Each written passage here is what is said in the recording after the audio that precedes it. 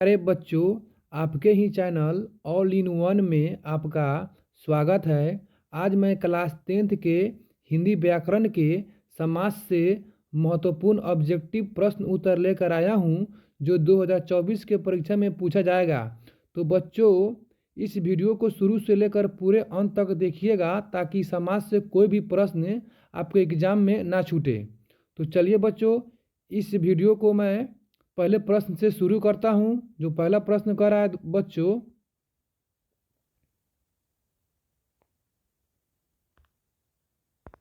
यथाशक्ति में कौन सा समास है, बताइए बच्चों। तो बच्चों, इसका आंसर होगा डी नंबर, यानी अभिभावु समास। फिर मैं अगले प्रश्न की ओर बढ़ता हूं। अगला प्रश्न कर रहा है बच्चों, देव कन्या में कौन सा समास है। तो बच्चों, इसका आंसर होगा बी नंबर, यानी तत्पुरुष समास। फिर मैं अगले प्रश्न की ओर बढ़ता हूं। अगला प्रश्न कर रहा है बच्चों, विद्यानुराग में कौन सा समास है। तो बच्चों, इसका आंसर होगा डी नंबर, यानी तत्पुरुष समास। फिर मैं अगले प्रश्न की ओर बढ़ता हूं बच्चों। अगला प्रश्न कर रहा है बच्चों, दो अथवा दो से अधिक शब्दों के मिलने पर जो एक नया स्वतंत्र पद बनता है, उसे समस्त पद तथा इस क्रिया को क्या कहते हैं, बताइए बच्चों। तो बच्चों, इसका आंसर होगा ए, यानी समास उसे कहते हैं। फिर मैं अगले प्रश्न की ओर बढ़ता हूं। अगला प्रश्न कर रहा है, समास के कितने भेद होते हैं बच्चों, बताइए। यह क्वेश्चन बहुत ही इम्पोर्टेंट है, जो एग्जाम में बार बार पूछा जाता है बच्चों।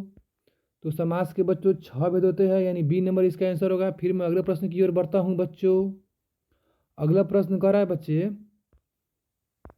जिस समास के दोनों पद प्रधान होते हैं उसे कहते हैं, बताइए बच्चों। इसका आंसर होगा ए नंबर, यानी द्वंद्व समास कहते हैं।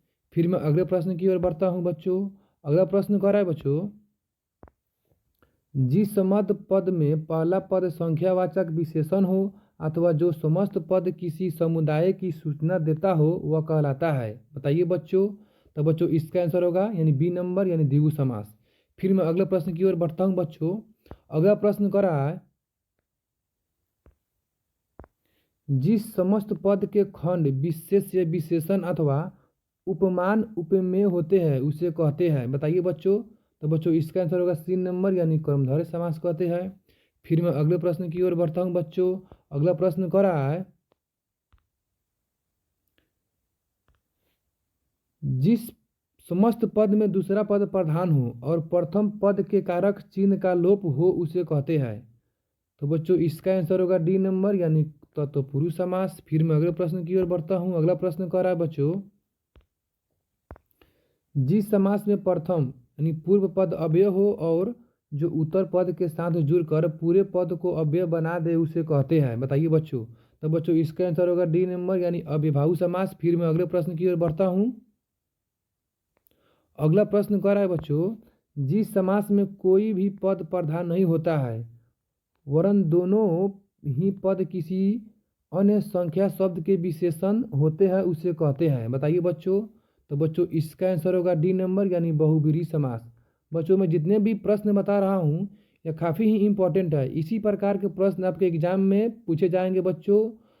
तो बच्चों, इस वीडियो को बीच में नहीं छोड़िएगा दोस्तों, पूरा इस वीडियो को देखिएगा शुरू से लेकर अंत तक, ताकि एग्जाम में आपसे इस प्रकार के समास से एक भी क्वेश्चन ना छूटे। फिर मैं अगले प्रश्न की ओर बढ़ता हूँ। अगला प्रश्न कर रहा है बच्चों, आजीवन में कौन सा समास है, बताइए बच्चों। आजीवन में कौन सा समास है। तो बच्चों, आजीवन में अव्ययभाव समास है। फिर मैं अगले प्रश्न की ओर बढ़ता हूँ। अगला प्रश्न कर रहा है बच्चों, उत्तरोत्तर में कौन सा समास है, बताइए बच्चों। उत्तरोत्तर में कौन सा समास है। तो बच्चों, इसका आंसर होगा अभिभाव समास, यानी ए नंबर। फिर मैं अगले प्रश्न की ओर बढ़ता हूँ। अगला प्रश्न कर रहा है बच्चों, पद चिन्ह में कौन सा समास है, बताइए बच्चों। तो इसका आंसर होगा डी नंबर, यानी तत्पुरुष समास। फिर मैं अगले प्रश्न की ओर बढ़ता हूँ बच्चों। अगला प्रश्न कर रहा है कि निडर में कौन सा समास है, बताइए बच्चों। निडर में कौन सा समास है। तो बच्चों, निडर में अभिभाव समास है, यानी ए इसका आंसर होगा। फिर मैं अगले प्रश्न की ओर बढ़ता हूँ बच्चों। अगला प्रश्न कर रहा है बच्चों कि जन्मांध में कौन सा समास है, बताइए दोस्तों। जन्मांध में कौन सा समास है। तो बच्चों इसका आंसर होगा यानी डी यानी अपदान तत्पुरुष समास। फिर मैं अगले प्रश्न की ओर बढ़ता हूँ बच्चों। अगला प्रश्न कर रहा है अटूट में कौन सा समास है, बताइए बच्चों अटूट में कौन सा समास है। तो बच्चों अटूट में नया समास है यानी इसका आंसर होगा डी नंबर। फिर मैं अगले प्रश्न की ओर बढ़ता हूँ। अगला प्रश्न कर रहा है बच्चों पुरुषोत्तम में कौन सा समास है, बताइए बच्चों पुरुषोत्तम में कौन सा समास है। तो बच्चों इसका आंसर हो जाएगा आपका सी नंबर यानी तत्पुरुष समास। फिर मैं अगले प्रश्न की ओर बढ़ता हूँ। अगला प्रश्न कर रहा है बच्चों राजकुमार में कौन सा समास है, बताइए बच्चों राजकुमार में कौन सा समास है। तो बच्चों राजकुमार में आपका तत्पुरुष समास है यानी आंसर होगा सी नंबर। फिर मैं अगले प्रश्न की ओर बढ़ता हूँ। अगला प्रश्न कर रहा है बच्चों राजा रानी में कौन सा समास है। तो बच्चों इसका आंसर होगा डी नंबर यानी इसके राजा और रानी के बीच में माइनस का चिन्ह लगा हुआ है दोस्तों। इस प्रकार हम लोग इसको कौन समास बोलेंगे, तो द्वंद्व समास। फिर मैं अगले प्रश्न की ओर बढ़ता हूँ। अगला प्रश्न कर रहा है बच्चों सास ससुर में कौन सा समास है, बताइए बच्चों। अभी मैं बोला हूँ कि जिसके बीच में इस तरह का साइन अगर लगा हो तो उसे हम लोग बोलेंगे द्वंद्व समास। फिर मैं अगले प्रश्न की ओर बढ़ता हूँ। अगला प्रश्न कर रहा है दशरथ में कौन सा समास है, बताइए बच्चों दशरथ में कौन सा समास है। तो बच्चों इसका आंसर होगा डी यानी बहुब्रीहि समास। फिर मैं अगले प्रश्न की ओर बढ़ता हूँ। बच्चों मैं जितने भी प्रश्न उत्तर बता रहा हूँ वह काफ़ी इंपॉर्टेंट है। फिर मैं अगले प्रश्न की ओर बढ़ा हूँ। अगला प्रश्न कर रहा है कि फल फूल में कौन सा समास है, बताइए बच्चों। मैं अभी बताया हूँ कि इस प्रकार का साइन अगर लगा हो बीच में तो कौन समास, द्वंद्व समास। फिर मैं अगले प्रश्न की ओर बढ़ता हूँ। अगला प्रश्न कर रहा है बच्चों मनोविज्ञान में कौन सा समास है, बताइए बच्चों मनोविज्ञान में कौन सा समास है।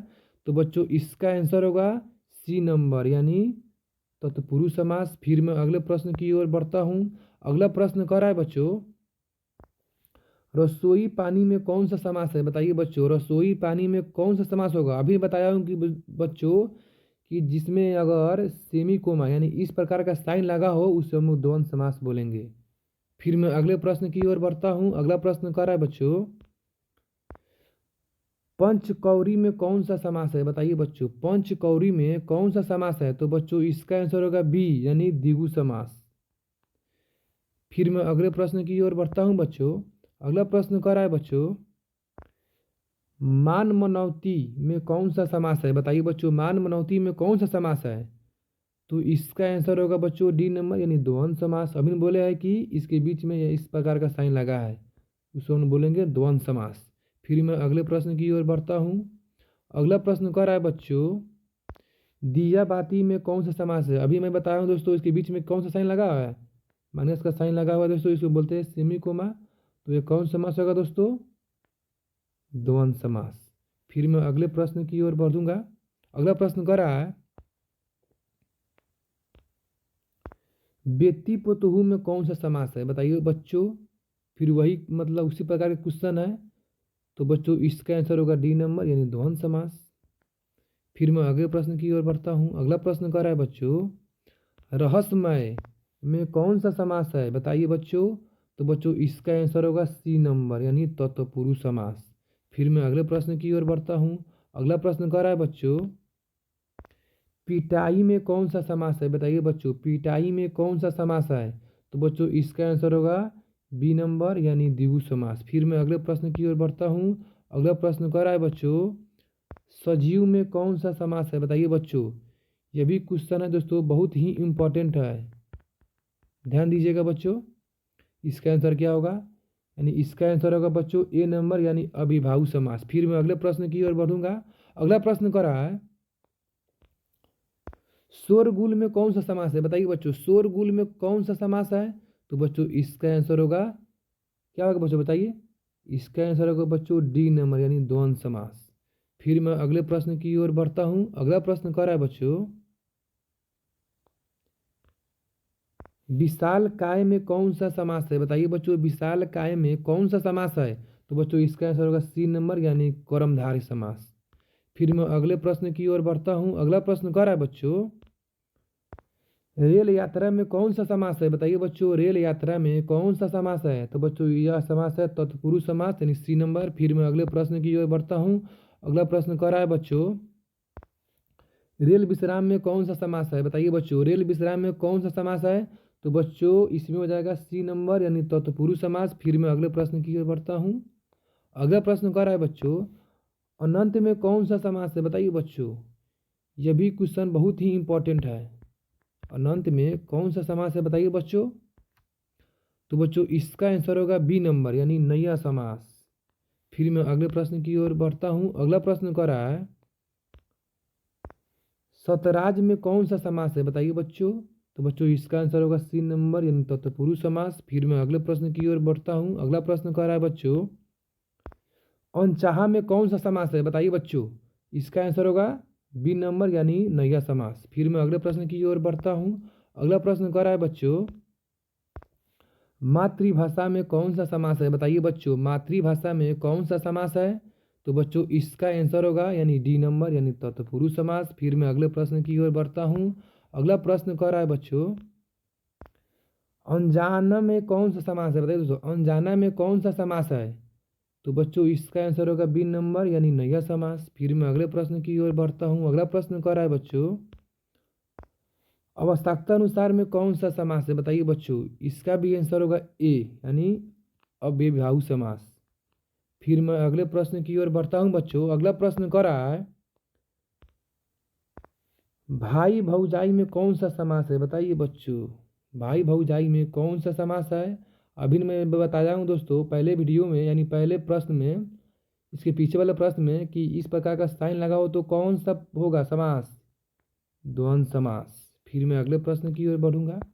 अगला प्रश्न कर रहा है बच्चों, कली कसम में कौन सा समास है? बताइए बच्चों। तो बच्चों इसका आंसर होगा डी नंबर यानी द्वंद्व समास, क्योंकि इसके बीच में यह लगा हुआ यह साइन। फिर मैं अगले प्रश्न की ओर बढ़ता हूँ बच्चों। अगला प्रश्न कर रहा है बच्चों, कितरी गान में कौन सा समास है? बताइए बच्चों, कितरी गान में कौन सा समास है? तो बच्चों इसका आंसर होगा सी नंबर यानी तत्पुरुष समास। फिर मैं अगले प्रश्न की ओर बढ़ता हूँ बच्चों। अगला प्रश्न कर रहा है बच्चों, अस्थिर में कौन सा समास है? बताइए बच्चों। इसका आंसर होगा बी नंबर यानी नया समास है बच्चों। फिर मैं अगले प्रश्न की ओर बढ़ता हूँ। अगला प्रश्न कर रहा है बच्चों, निम्नांकित में बंद संसांश का उदाहरण कौन है? बताइए दोस्तों।